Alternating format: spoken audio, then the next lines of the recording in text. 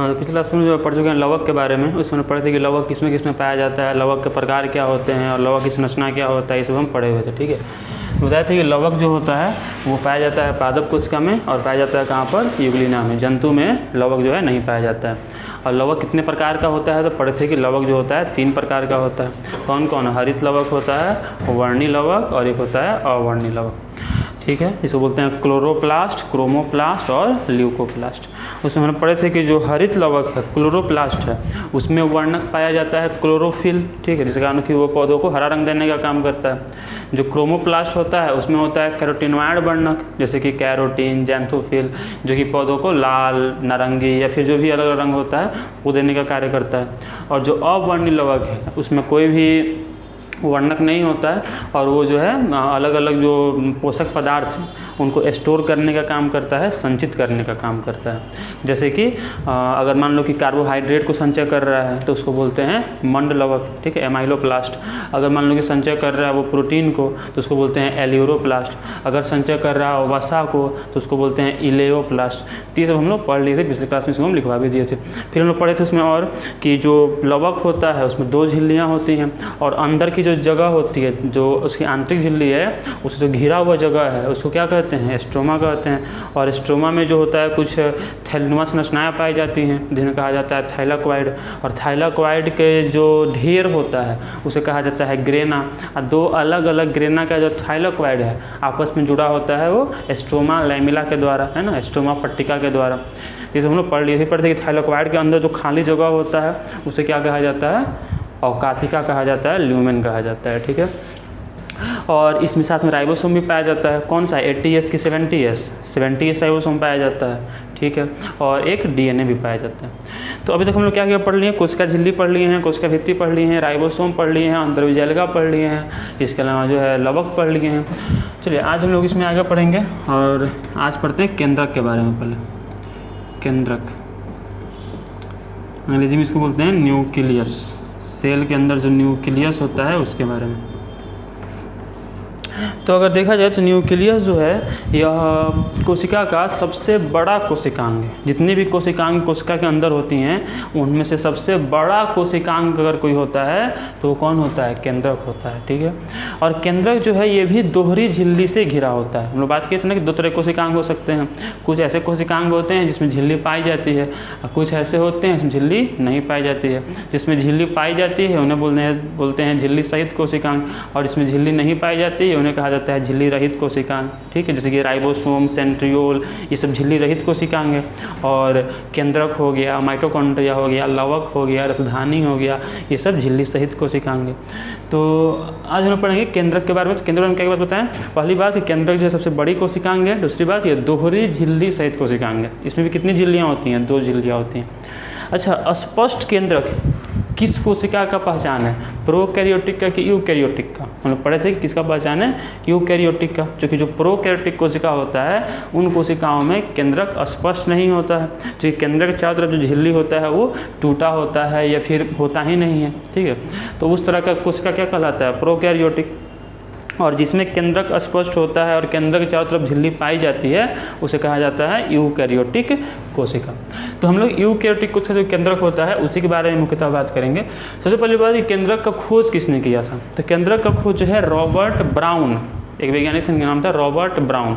तो Robert brown ने 1831 में जो है केंद्रक का खोज किया था। मतलब कोशिका के अंदर से अलग अलग, जैसे कि हम लोग बात किए थे कि जो अंतर्द्रव्यीय जालिका है उसका खोज किसने किया था? पोर्टर ने किया था, है ना। उसी लाइसोसोम का खोज किसने किया था? डेडम ने किया था। राइबोसोम का खोज किसने किया था? पैलाडे ने किया था। वैसे ही केंद्रक का खोज किसने किया था? केंद्रक का खोज किया था रॉबर्ट ब्राउन। रॉबर्ट ब्राउन ने कब खोजा था? तो 1831 में खोजा था। ठीक है, 1831 में। कैसा कोशिकांग है? तो दोहरी झिल्ली सहित, यह दोहरी झिल्ली सहित सबसे बड़ी कोशिकांग है। दोहरी झिल्ली सहित सबसे बड़ी कोशिकांग है। ठीक है, जितनी भी कोशिकांग कोशिका में होती हैं उनमें सबसे बड़ा कोशिकांग अगर कोई है तो कौन है? केंद्रक है। केंद्रक में देखिए केंद्रक के कौन कौन से भाग होते हैं, केंद्रक में क्या क्या पाया जाता है, ठीक है। तो एक तो होता है केंद्रक झिल्ली, ठीक है। सबसे ऊपर में कौन होगा, केंद्रक झिल्ली। जी हम लोग यूकैरियोटिक कोशिका का बात कर रहे हैं, तो यूकैरियोटिक में क्या होता है, केंद्रक झिल्ली होता है, ठीक है। कितना होता है, 2 होता है। इसके अंदर होता है, अंग्रेजी में इसको बोलते हैं न्यूक्लियर मेम्ब्रेन, अंग्रेजी में क्या बोलेंगे इसको, न्यूक्लियर मेम्ब्रेन बोलेंगे, ठीक है। इसके अलावा और क्या होता है, इसके अंदर होता है बहुत सारा तरल पदार्थ, जैसे कि जिस तरह से कोशिका द्रव्य है उस तरह से कुछ द्रव जो है केंद्रक के अंदर भी मौजूद होते हैं, और उन्हें कहा जाता है केंद्रक द्रव। क्या कहा जाता है उनको, केंद्रक द्रव्य कहा जाता है। अंग्रेजी में कहते हैं न्यूक्लियोप्लाज्म, न्यूक्लियोप्लाज्म। और केंद्रक के ठीक बीच में, केंद्रक जो होता है उसके ठीक मध्य में, ठीक उसके केंद्र में, ठीक उसके बीच में जो केंद्रक द्रव्य है वो बहुत ही सघन हो जाता है, मतलब बहुत ज़्यादा, बहुत सघन केंद्रक द्रव्य जो है वो केंद्रक के ठीक बीच में प्रेजेंट रहता है, उपस्थित रहता है, और उस जगह को बोलते हैं केंद्रकी। क्या बोलते हैं उसको, केंद्रकी बोलते हैं, अंग्रेजी में न्यूक्लियोलस बोलते हैं। और यही वह जगह है जहाँ पर क्रोमोजोम, जो गुणसूत्र है वो उपस्थित रहता है। जैसे हमारा मालूम है ना कि मानव में कितना क्रोमोजोम होता है, 23 जोड़ा होता है ना, 46। वैसे ही जो चिंपैंजी है, गोरिल्ला है, उसमें कितना होता है, 48 होता है, 24 जोड़ा। वैसे ही जो मकई है उसमें कितना होता है, 10 जोड़ा, सब बताए थे एक बार। वैसे ही जो मटर है कितना होता है, 7 जोड़ा। तो ये जो क्रोमोजोम होता है ये कहाँ उपस्थित होता है, केंद्रकी में, न्यूक्लियोलस में। जो केंद्रक होता है, केंद्रक के ठीक बीच में होता है केंद्रकी, और वहाँ पर प्रेजेंट होता है क्रोमोजोम, ठीक है। अब बात करें हम तो केंद्रक जो होता है ये बेसिकली कहाँ पाया जाता है, तो यूकैरियोटिक कोशिका में ही मुख्य रूप से पाया जाता है, प्रोकैरियोटिक में ये उपस्थित नहीं रहता है, क्योंकि इसमें केंद्रक झिल्ली स्पष्ट नहीं रहता है, ठीक है। अब इस केंद्रक, अच्छा केंद्रक के अध्ययन को क्या कहते हैं, तो केंद्रक के अध्ययन को कहा जाता है कैरियोलॉजी। केंद्रक के अध्ययन को, केंद्रक जिस तरह से हमने पढ़े थे कि जो कोशिका होता है, कोशिका के अध्ययन को क्या कहा जाता है, साइटोलॉजी, ठीक है। जंतु के अध्ययन को क्या कहा जाता है, जूलॉजी। वैसे ही जब हम लोग केंद्रक के बारे में पढ़ते हैं तो इसको कहा जाता है कैरियोलॉजी। क्या बोलते हैं इसको, कैरियोलॉजी।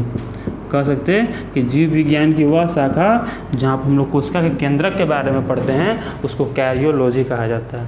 क्यों कहा जाता है, क्योंकि केंद्रक का एक पर्यायवाची शब्द, एक साइनोनिम कैरियन भी होता है, कैरियन, और कैरियन से ही बना है कैरियोलॉजी। मतलब कि केंद्रक का अध्ययन क्या कहलाता है, कैरियोलॉजी कहलाता है। समझ में इतना बात। पहले बात क्या पढ़ेगी, केंद्रक का खोज किसने किया, रॉबर्ट ब्राउन ने किया। केंद्रक जो है उसमें कितनी झिल्लियाँ होती हैं, तो 2 झिल्लियाँ होती हैं, ठीक है। और ये सबसे बड़ा कोशिकांग है। किसमें स्पष्ट रूप से दिखाई देता है, तो यूकैरियोटिक में। इसमें कौन कौन से इसके अवयव, कौन कौन से इसके भाग होते हैं, तो केंद्रक झिल्ली होता है जो कि 2 होता है, केंद्रक द्रव्य होता है अंदर में, उसके अंदर में क्या होता है, केंद्रक की एकदम बीच में सघन माध्यम होता है केंद्रक द्रव्य का, उसी को बोलते हैं केंद्रकी, और उसी में प्रेजेंट होता है क्रोमोजोम, गुणसूत्र। केंद्रक के अध्ययन को क्या कहा जाता है, कैरियोलॉजी कहा जाता है, ठीक है। अब देखो किस कोशिका में कितना केंद्रक है, इस आधार पर कोशिका को भी बहुत सारे भाग में बांटा गया है। बेसिकली 3-4 भाग में बांटा गया है, ठीक है। 3-4 तरह की कोशिका हो सकते हैं केंद्रक की संख्या के आधार पर, कि किस कोशिका में कितने केंद्रक उपस्थित हैं। जैसे कि यहाँ हम लिखते हैं, देखो कोशिका को हम लोग किस किस भाग में बांट सकते हैं। तो कोई भी कोशिका ऐसा होता है जिसमें एक भी केंद्रक प्रेजेंट नहीं रहता है, एक भी केंद्रक उसमें उपस्थित नहीं रहता है। तो वैसी जो कोशिकाएं हैं जिसमें केंद्रक उपस्थित नहीं रहता है उन्हें कहा जाता है अकेंद्रकीय कोशिका। मतलब ऐसी कोशिका जिसमें केंद्रक नहीं है उसे क्या कहते हैं, उसे कहते हैं अकेंद्रकीय कोशिका, ठीक है। अंग्रेजी में कहते हैं इन्यूक्लिएटेड सेल, इन्यूक्लिएटेड सेल। नाम से ही लग रहा है अकेंद्रकीय, मतलब ऐसा कोशिका जिसमें केंद्रक उपस्थित नहीं हो उसे क्या कहेंगे, अकेंद्रकीय कोशिका कहेंगे। अच्छा इसका उदाहरण क्या है, क्या हमारे शरीर में से कोशिकाएं हैं जिसमें केंद्रक उपस्थित नहीं हो, तो हाँ हैं। कौन कोशिका है, तो आरबीसी, नाम सुने आरबीसी, रेड ब्लड सेल, लाल रक्त कोशिका। कहाँ पर होता है, रक्त में होता है, और इसमें जो है केंद्रक नहीं होता है, तो ये अकेंद्रकीय कोशिका होगा। और कहाँ होता है, तो सीव ट्यूब कोशिका, ठीक है। हिंदी में बोलते हैं चालनी नलिका कोशिकाएं, चालनी नलिका ये कहाँ होती हैं? तो ये फ्लोएम में होता है, फ्लोएम, जाइलम फ्लोएम नाम सुने ना, पौधों में होता है। तो जो चालनी नलिका कोशिकाएं होती हैं इनमें भी केंद्रक नहीं होते। इसे पता होगा कि जो पौधे होते हैं उनमें संवहन बंडल होता है, जो कि पौधों के अंदर जो है जल, खनिज लवण और उसमें जो भोजन बन रहा है कार्बोहाइड्रेट, उसका वो उसमें क्या करते हैं, पौधे में परिवहन करने का काम करते हैं। उन्हें कहा जाता है संवहन बंडल। उसमें मुख्यतः 2 ऊतक आते हैं, एक आता है जाइलम, एक आता है फ्लोएम। जो फ्लोएम होता है उसी फ्लोएम में पाया जाता है चालनी नलिका कोशिकाएं, और उसके कैसा होता है, अकेंद्रकीय होता है, उसमें केंद्रक उपस्थित नहीं होता है। तीसरा एक तरह कोशिका अकेंद्रकीय। कुछ ऐसी कोशिकाएं होती हैं जिसमें केवल एक ही कोशिका होता है, कुछ ऐसी कोशिकाएं होती हैं जिसमें केवल एक ही केंद्रक होता है, उनको कहा जाता है एकल केंद्रकीय कोशिकाएं। ठीक है, तो दूसरा कौन हुआ, एकल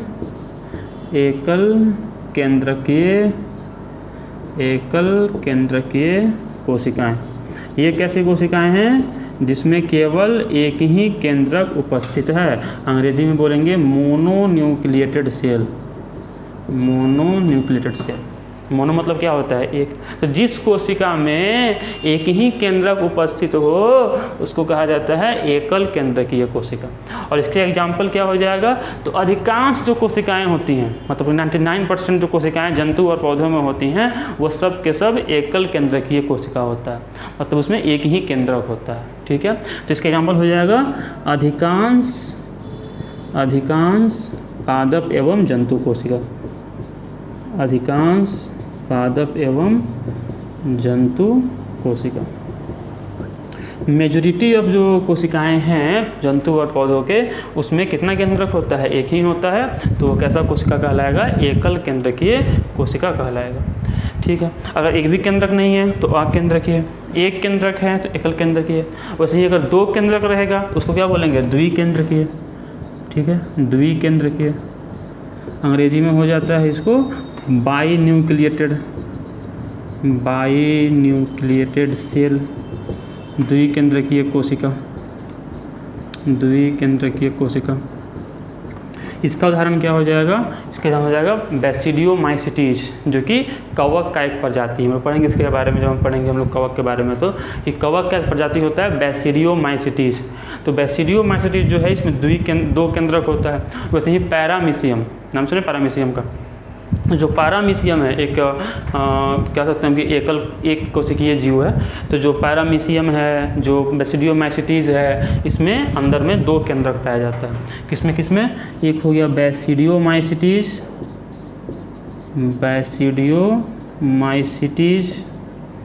और एक हो जाएगा पैरामीशियम। तो बेसिडियोमाइसिटीज और पैरामीशियम में कितनी केंद्रक होते हैं, 2 केंद्रक होते हैं, जिन्हें कहा जाता है द्विकेंद्रकीय। और कुछ ऐसी कोशिकाएं होती हैं जिनमें कि बहुत सारे केंद्रक होते हैं, मतलब 2 से ज़्यादा अगर होंगे उसको बोलेंगे बहुकेंद्रकीय कोशिका। तो एक लास्ट अब कौन हुआ, बहुकेंद्रकीय कोशिका। ये कौन कोशिका है, वैसी कोशिकाएं जिसमें कि बहुत सारे केंद्रक, एक कोशिका के अंदर बहुत सारे केंद्रक, उसे बोलेंगे बहुकेंद्रकीय कोशिका। जैसे कि इसका एग्जाम्पल देखें तो हो जाएगा प्लाज्मोडियम। नाम सुने प्लाज्मोडियम का। प्लाज्मोडियम जो है ये मलेरिया परजीवी है ना। जो मलेरिया हम लोग को होता है, इंसानों को जो मलेरिया होता है वो किसके कारण होता है, प्लाज्मोडियम के कारण। जब मादा एनोफिलस मच्छर अगर काटती है तो उसके जो लाल ग्रंथि होता है उसके माध्यम से प्लाज्मोडियम हमारे ब्लड में आ जाता है, और फिर प्लाज्मोडियम पहुंच जाता है लीवर में, फिर वहाँ पर वो ग्रो करता है, वृद्धि करता है, फिर आता है ब्लड में, फिर हीमोग्लोबिन को तोड़ता है, उससे केमिकल निकलता है, फिर बुखार का दौर शुरू होता है। मतलब प्लाज्मोडियम क्या करता है, मलेरिया करता है। ठीक है, अलग अलग लगभग 20-25 बीमारी के बारे में आपको पढ़ना है 12th क्लास में, एक चैप्टर है मानव स्वास्थ्य एवं रोग। वहाँ पढ़ने को मिलेगा कि कौन सी बीमारी कैसे होता है, क्या इलाज होता है, क्या लक्षण होता है, क्या टेस्ट होता है वगैरह।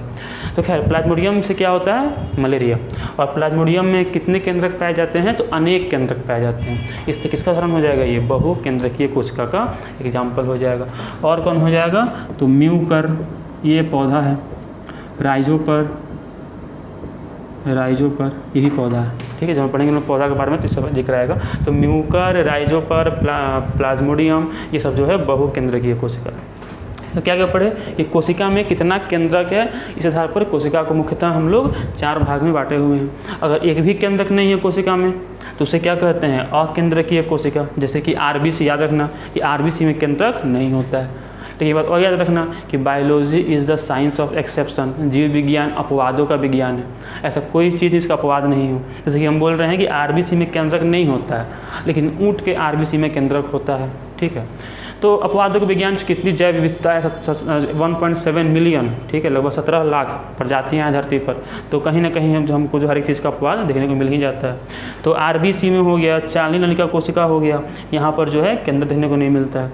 अगर एक ही केंद्रक है उसको क्या कहते हैं, एकल केंद्रकीय कोशिका कहते हैं। जैसे जितने भी अधिकांश जो पौधे और जंतु हैं उनमें ही केंद्रक होता है। अगर 2 केंद्रक है तो क्या बोलेंगे, द्विकेंद्रकीय कोशिका, जैसे कि बेसिडियोमाइसिटीज हो गया और पारामीशियम हो गया।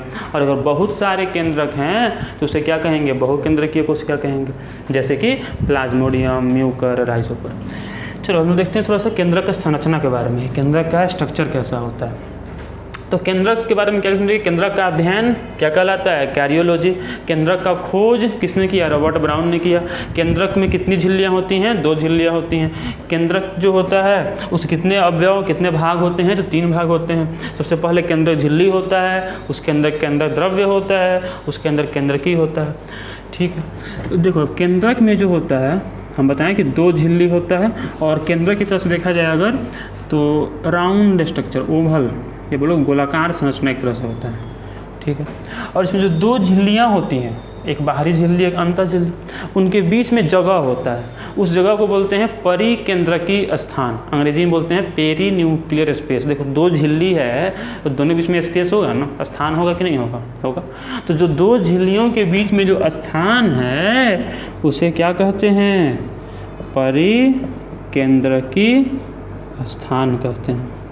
अंग्रेजी में क्या कहते हैं, perinuclear space, perinuclear space किसे कहते हैं। तो केंद्रक में जो 2 केंद्रक झिल्लियाँ हैं, दोनों केंद्रक झिल्ली के जो बीच की जो उसकी दूरी है, ठीक है, दोनों केंद्रक झिल्ली के जो बीच की दूरी है, जो स्थान है, उसे क्या कहते हैं, परिकेंद्रकीय स्थान कहते हैं, जो कि लगभग 10 से 50 नैनोमीटर का होता है। जो परिकेंद्रकीय स्थान है, इसकी हम बोले कि इसकी ये स्थान जो कितना, इसका साइज़ क्या होता है, तो होता है 10 से 50 नैनोमीटर। समझ रहे हो कि 1 नैनोमीटर कितना मीटर होता है, पूछे बताओ 1 नैनोमीटर में कितना मीटर होगा, 10 के पावर -9 मीटर होगा, है ना। और सही 1 मिलीमीटर में कितना होता है, 10 के पावर -3 मीटर। 1 माइक्रोमीटर में कितना होता है, 10 के पावर -6 मीटर। 1 एंगस्ट्रम में कितना होता है, 10 के पावर -10 मीटर। 1 पिकोमीटर में कितना होता है, 10 के पावर -12 मीटर। पढ़ोगे फिजिक्स में इसको, फिजिक्स में इसको और डिटेल के साथ लिखवाए होंगे, ठीक है। तो जो परिकेंद्रकीय स्थान होता है कितना होता है, 10 से 50 नैनोमीटर का होता है। क्या है ये, तो 2 केंद्रक झिल्ली के बीच का जो स्थान होता है उसी को क्या कहते हैं, परिकेंद्रकीय स्थान कहते हैं। और इसके अंदर बहुत सारा द्रव भरा होता है, उस द्रव को क्या कहते हैं, केंद्रक द्रव्य। 2 जो केंद्रक झिल्ली है उसके बीच में जो बहुत सारा, उसके अंदर जो बहुत सारा द्रव भरा हुआ है उसे क्या कहते हैं, केंद्रक द्रव्य। और केंद्रक द्रव्य के ठीक बीच में केंद्रक द्रव्य जो है बहुत ही सघन पाया जाता है, बहुत डेंस पाया जाता है, उस जगह को क्या कहते हैं, केंद्रकी। और केंद्रकी में ही प्रेजेंट है क्रोमोसोम, है ना। गुणसूत्र जो कितना होता है, मनुष्यों में 46 होता है। लेकिन गुणसूत्र हमेशा नहीं होता है, गुणसूत्र तब बनता है जब कोशिका विभाजित होने वाला होता है, जब 1 से 2 कोशिका बनने वाला होता है तब गुणसूत्र बनता है। अन्यथा गुणसूत्र जो है बहुत से धागे की तरह, संरचना की तरह, धागा जो होता है उसके तरह की संरचना के रूप में बीच में प्रेजेंट रहता है, और उसको कहते हैं क्रोमैटिन। क्या कहते हैं उसको, क्रोमैटिन। अब बाद में यही क्रोमैटिन कुछ प्रोटीन की मदद से अपने आप को व्यवस्थित करता है और क्रोमोसोम में चेंज कर होता है, क्रोमोसोम में परिवर्तित होता है, ठीक है। तो 2 केंद्रक झिल्ली हुआ, ठीक है। दोनों के बीच जगह को क्या कहते हैं, परिकेंद्रकीय स्थान। कितना का होता है, 10 से 50 नैनोमीटर का होता है। अंदर जो द्रव है उसे क्या कहते हैं, केंद्रक द्रव्य। केंद्रक द्रव्य के अंदर क्या होता है, केंद्रकी मतलब बीच में, और उसमें क्या होता है, क्रोमैटिन। और वही क्रोमैटिन बाद में क्या बनाता है, क्रोमोसोम, ठीक है। क्रोमैटिन का पैकेजिंग होता है और फिर उससे क्रोमोसोम बनता है। पैकेजिंग कैसे होता है, 12th क्लास की चीज़, तो जाकर 12th क्लास में तो वहाँ पढ़ना है कि कैसे क्रोमैटिन से क्रोमोसोम बनता है। उसे थोड़ा सा हम लोग देखेंगे कैसे बनता है, बाकी विस्तार से आपको पढ़ना है 12th क्लास में। इतना बात समझे, इतना बात लिख लो जो इसमें लिखने वाली बात है। जैसे कि ये लिख लो, कोशिका का प्रकार कौन कौन सा होता है, कोशिका के बारे में खोज कौन किया, कोशिका का अध्ययन को क्या कहते हैं, कौन कौन से भाग होता है, परिकेंद्रकीय स्थान क्या है, तो दो केंद्रक झिल्ली के बीच का स्थान, ठीक है, परिकेंद्रकीय स्थान कहलाता है। कितना होता है ये, 10 से 50 नैनोमीटर का होता है, ठीक है। परिकेंद्रकीय स्थान में क्या पाया जाता है, इसमें कुछ तरल पदार्थ होता है जो कि मुख्यतः केंद्र को सुरक्षा प्रदान करता है। तो हम आगे बढ़ेंगे अब, और आगे हम लोग पढ़ेंगे कि जो क्रोमोजोम अंदर मौजूद है, अंदर जो गुणसूत्र मौजूद है, जो कि पहले क्या है, पहले क्रोमैटिन है, और क्रोमैटिन से वो क्रोमोजोम बन रहा है। तो पहले जो क्रोमैटिन मौजूद है, उस क्रोमैटिन में कैसे उसका व्यवस्था होता है, कैसे वो अपने आप को अरेंज करता है और कैसे क्रोमोजोम का निर्माण करता है, उसको हम लोग अभी पढ़ेंगे। वीडियो को पॉज करके लिख लो, नहीं लिखे तो ठीक है, लिख लिए। चलो अब आगे पढ़ने हम लोग को गुणसूत्र के बारे में, कि गुणसूत्र जो होता है क्रोमोजोम, वो कैसे क्रोमैटिन से बनता है और कौन कौन से प्रोटीन भाग लेते हैं क्रोमैटिन को क्रोमोजोम बनाने में।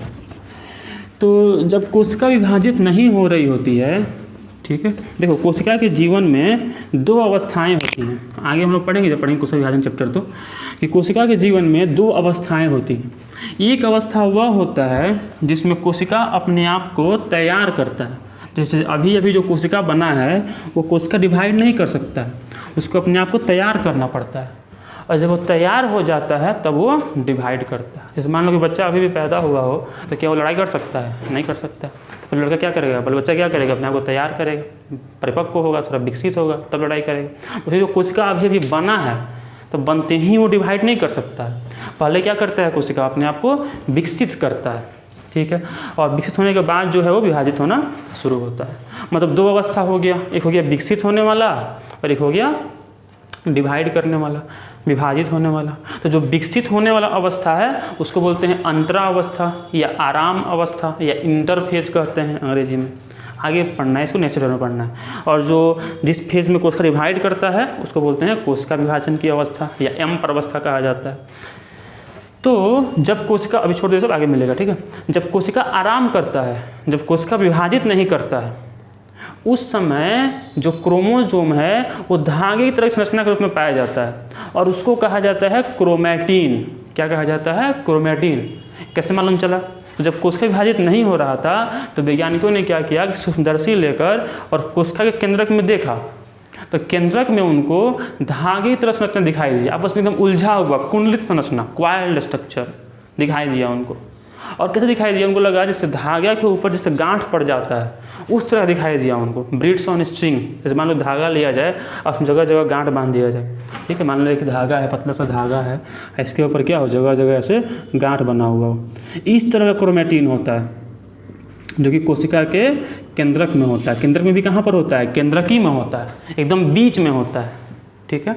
और जब विभाजित होने वाला होता है कोशिका, तब यही क्रोमैटिन, इसको क्या कहते हैं, क्रोमैटिन, ठीक है। और ये ऐसे स्ट्रेट नहीं होता है, सीधा नहीं होता है, एकदम कुंडलित होता है, ऐसे एकदम कुंडलित होता है, ठीक है। तो ये है क्रोमैटिन। और क्रोमैटिन में भी देखो, इसमें दो तरह का भाग तुमको दिख रहा होगा। एक वह जगह है जहाँ पर ये बहुत ही टाइटली बैंड है, मतलब बहुत ही ज़्यादा मजबूती से बंधा हुआ है, और एक जगह वह है जहाँ पर ये जो है बहुत ही लूजली बाउंड है, मतलब ढीला ढाला बंधा हुआ है। मतलब क्रोमैटिन में दो हिस्सा होता है, एक हिस्सा वह होता है जहाँ पर बहुत ही मजबूत बंधन होता है, एक जगह वह होता है जहाँ पर ढीला ढाला लूजली बाउंडेड होता है। तो जहाँ बहुत ही टाइटली बाउंड है, मजबूती से बंधा हुआ है, उसको कहते हैं हेटेरोक्रोमैटिन। उसको क्या कहते हैं, हेटेरोक्रोमैटिन। और जो ये हिस्सा है क्रोमैटिन का जो कि लूजली बाउंड है, ठीक है, मतलब बहुत टाइटली बाउंड नहीं, एकदम ढेर ढाला बंधा हुआ है, ढेर ढाला है, तो इसको बोलते हैं यूक्रोमैटिन। इसको क्या कहते हैं, यूक्रोमैटिन। तो एक हुआ हेटेरोक्रोमैटिन और एक हुआ यूक्रोमैटिन। क्रोमैटिन का वह हिस्सा जो बहुत ही मजबूती से बंधा होता है उसे क्या कहते हैं, हेटेरोक्रोमैटिन। और क्रोमैटिन का वह हिस्सा जो बहुत ही ढीला ढाला बंधा होता है उसे क्या कहते हैं, यूक्रोमैटिन, ठीक है। इसको बस याद रखना, बाकी इसको विस्तार में मिलेगा आपको 12th क्लास में, फिर से हम बोल रहे हैं वहाँ पर एकदम विस्तार से एक चैप्टर ही केवल इसी के लिए है, सबसे बड़ा चैप्टर 12th क्लास का है जो केवल इसी के बारे में है। अभी इतना याद रखो कि कोशिका के केंद्रक के अंदर धागे की तरह कुछ संरचना दिखता है, उसको क्रोमेटिन कहते हैं। क्रोमेटिन में 2 भाग होता है, एक हिस्सा वह होता है जहाँ बहुत ही क्रोमेटिन आपस में एकदम कस के बंधा होता है, मजबूती से बंधा होता है, उसे कहते हैं हेट्रोक्रोमेटिन। और एक हिस्सा वह होता है जहाँ पर ढीला बंधा होता है, लूजली बाउंड होता है, उसको कहते हैं यूक्रोमेटिन। और बाद में यही जो क्रोमेटिन है यह कुछ प्रोटीन की मदद से, कौन प्रोटीन, NHCP, फुल फॉर्म होगा नॉन हिस्टोन क्रोमोसोमल प्रोटीन। तो इन प्रोटीन्स की मदद से जो है जो क्रोमेटिन है ये अपने आप को व्यवस्थित करता है और ये चेंज होता है गुणसूत्र में, क्रोमोसोम में। ठीक है, मतलब क्या पूछा आपसे, बताओ क्या क्रोमोसोम हमेशा होता है कोशिका में? तो नहीं होता है। क्रोमोसोम जो हम लोग बोलते हैं कि 23 जोड़ा है और 46 क्रोमोसोम, वो तब बनता है जब कोशिका विभाजित होने वाला होता है। अन्यथा अब विभाजित कब होता है, तो किसी कोशिका का जो जीवन चक्र होता है उसमें जो उसका विभाजन का समय है वो केवल 5% समय होता है। 95% समय में वो अपने आप को विकसित करता है, तैयार करता है। जैसे मान लो कि कोशिका का अगर जीवन चक्र 24 घंटे का है, ठीक है, तो उसमें 23 घंटा वो केवल अपने आप को विकसित करने में लगाएगा, 1 घंटा में ही वो विभाजित करेगा। ठीक है, तो उस 23 घंटे में जो कोशिका के अंदर जो क्रोमोसोम है वो क्रोमेटिन के रूप में होता है। और जब विभाजन का शुरू होने वाला होता है तब क्रोमेटिन चेंज होता है किस में, क्रोमोसोम में, और तब जो है ये बढ़ता है, फिर 46 क्रोमोसोम बनता है जो कि बढ़ता है 23 क्रोमोसोम, और फिर दो संथी कोशिकाएँ हैं जो बनने वाली कोशिकाएँ हैं उनमें आगे जाता है। तो क्रोमेटिन गुणसूत्र में चेंज होता है किन प्रोटीन्स की मदद से, नॉन हिस्टोन क्रोमोसोमल प्रोटीन, इसको हिंदी में बोल सकते हैं गैर हिस्टोन तो नाम है प्रोटीन का, इसको क्या बोलेंगे, गुणसूत्रीय, और इसको क्या बोलेंगे, प्रोटीन। तो गैर हिस्टोन गुणसूत्रीय प्रोटीन NHCP, बेहतर अंग्रेजी में याद रखो, NHCP non histone chromosomal protein. तो इन प्रोटीन्स की मदद से जो क्रोमेटिन है वो व्यवस्थित होता है और क्रोमोसोम में चेंज होता है। अब क्रोमोसोम कितना होता है, तो क्रोमोसोम 23 जोड़ा होता है, मनुष्य में 46 होता है। यहाँ से लिख लेना एक चीज़, क्रोमेटिन लिख लेना। ये क्रोमेटिन क्या है, क्रोमेटिन लिखना डैश देकर, ये कोशिका के केंद्रक में, वीडियो पॉज करके लिखना, पॉज करके लिखो, कोशिका के केंद्रक में धागे की तरह संरचना दिखाई पड़ती है, ठीक है, जिसे क्रोमेटिन कहते हैं। एकदम सिंपल लिख लो ही, बाकी आगे 12th क्लास में मिलेगा विस्तार से पढ़ने को। जिसे क्रोमेटिन कहते हैं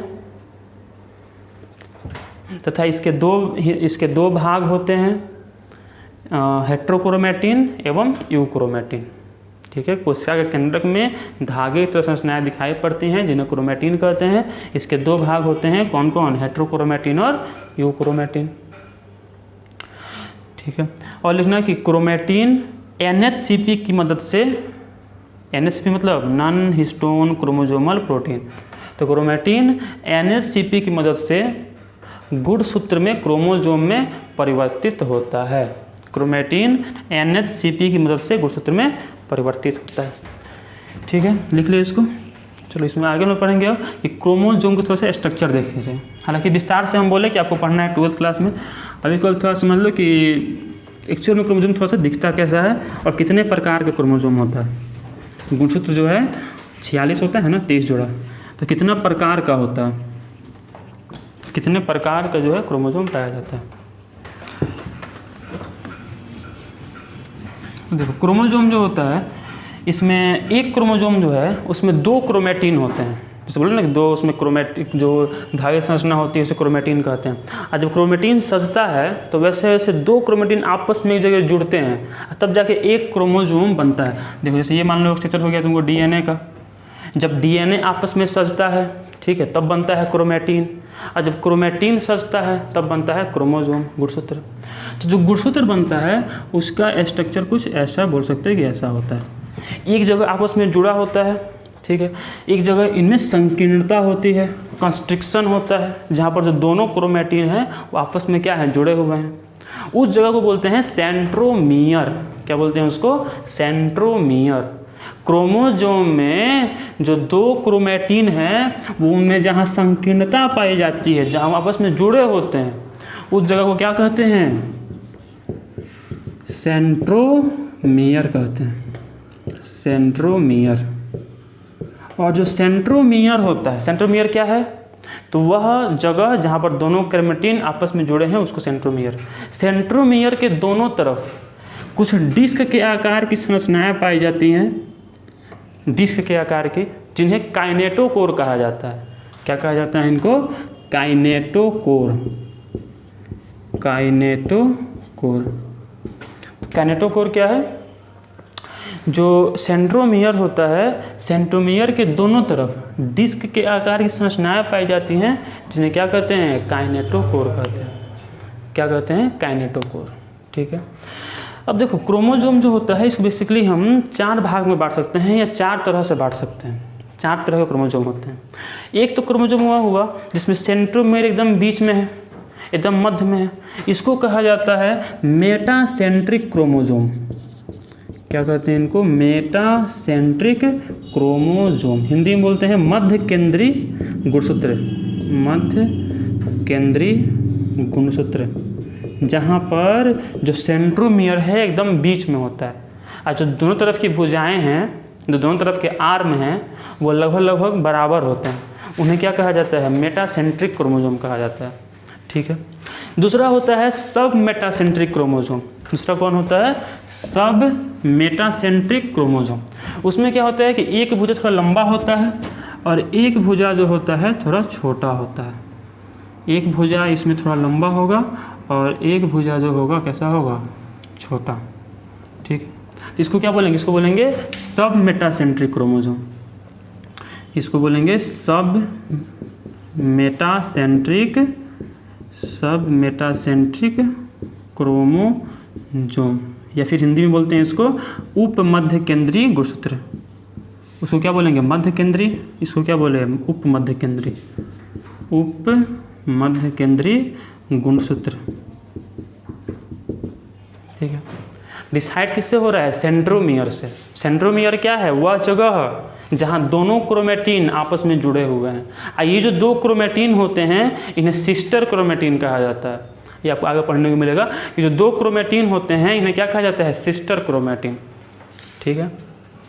तो सिस्टर क्रोमेटिन 2 हैं, तो इन अगर दोनों सिस्टर क्रोमेटिन, दोनों तरफ जो सिस्टर क्रोमेटिन है, अगर उसका साइज सेम है तो उसको बोलेंगे मध्य केंद्रीय मेटासेंट्रिक।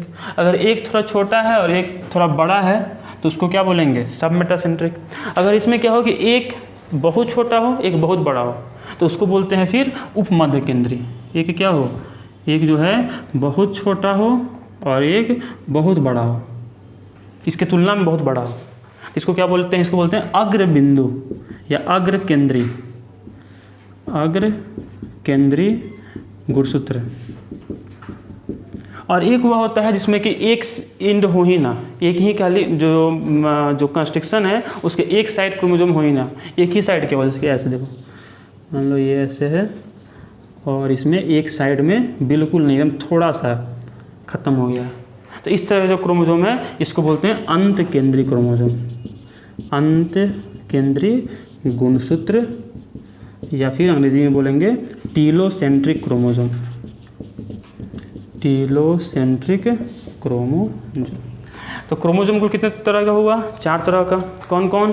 एक हुआ मेटासेंट्रिक, सब मेटासेंट्रिक, एक्रोसेंट्रिक, इसको बोलते हैं एक्रोसेंट्रिक क्रोमोसोम, और एक हुआ टीलोसेंट्रिक क्रोमोसोम।